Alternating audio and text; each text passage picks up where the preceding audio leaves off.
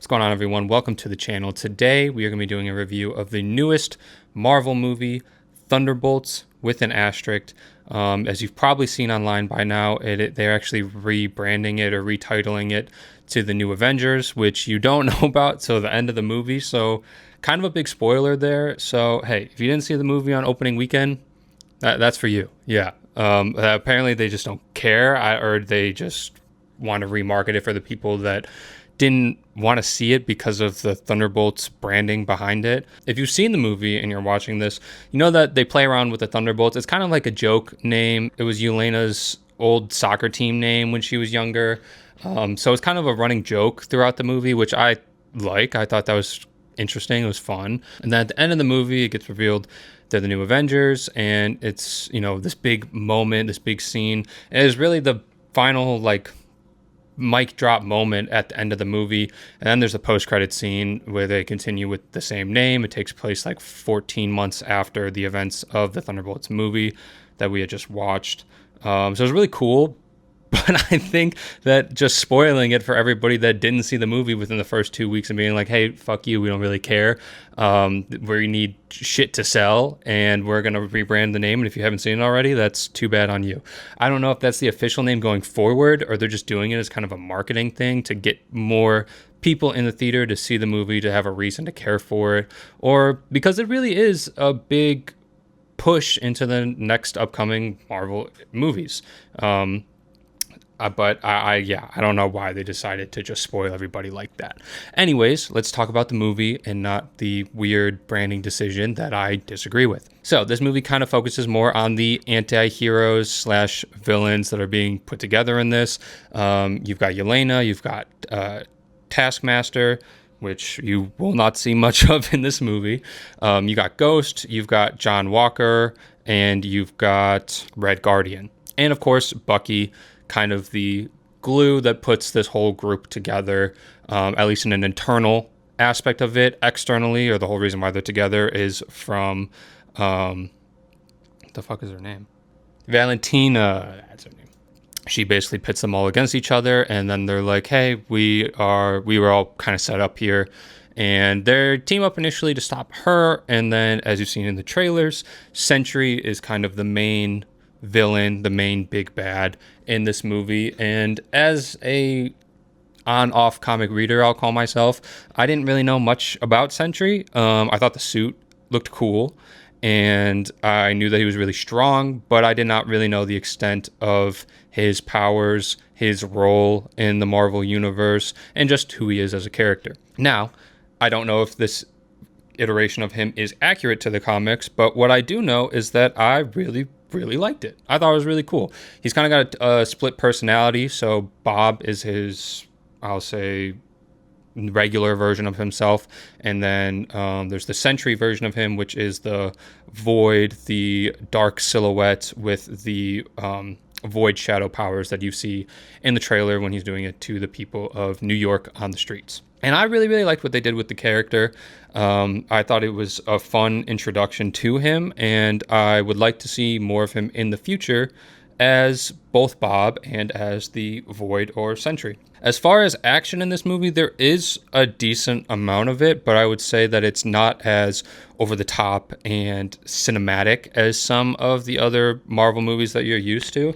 This is a very grounded, more character-driven version of a Marvel movie, and I really like that. Obviously, the main driving force here is Yelena. You get a lot of Yelena in Florence Pugh, as Yelena is a very good character and one that I really cared about in this movie and liked exploring a little bit more of her personal side and her own personal struggles.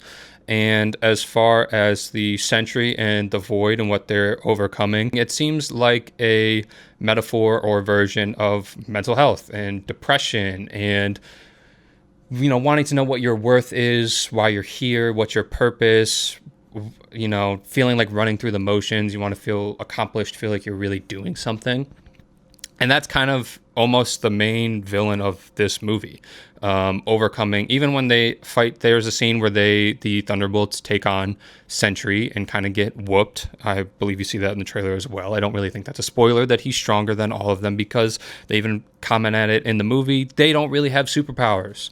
Bucky is, of course, a super soldier. I don't believe Red Guardian is. I can't totally remember.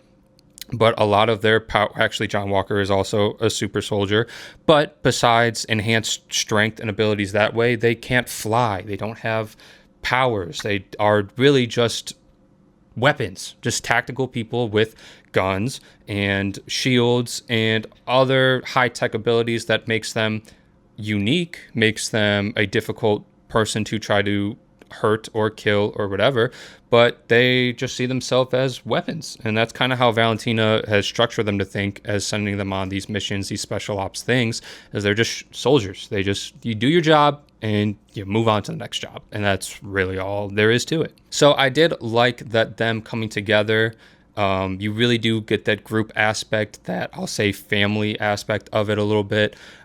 Just seeing them work as a group is really cool. And even later in the movie, when they have to take on the Void or Sentry, they really are just, they do help each other, but it's more of an internal battle. They can't physically outside hurt him, the Void. So it's more of an internal psychological sort of movie in that way. I like anime. I would say if I would relate this to something like that, it's more of a Mob Psycho sort of feel. I relate those two pretty similarly in their themes and the way that it's carried out in this movie. As far as the other characters in the movie, you get a lot of John Walker, you get a lot of Ghost, you get a lot of Red Guardian, and a fair amount of Bucky as well. And I left the movie caring about all these characters, where beforehand I really didn't care that much about them. I think Ghost, the only thing before this one that she was in was Ant-Man and the Wasp. John Walker, of course, in the Falcon and Winter Soldier Disney Plus series. I think Red Guardian, the only thing that he was in before this was Black Widow, along with Yelena, of course. And then, of course, Valentina shows up again in this. You can consider her a villain in this as well a little bit, but she goes back and forth. She kind of flips back and forth. Really just looking out for herself in any way that she can.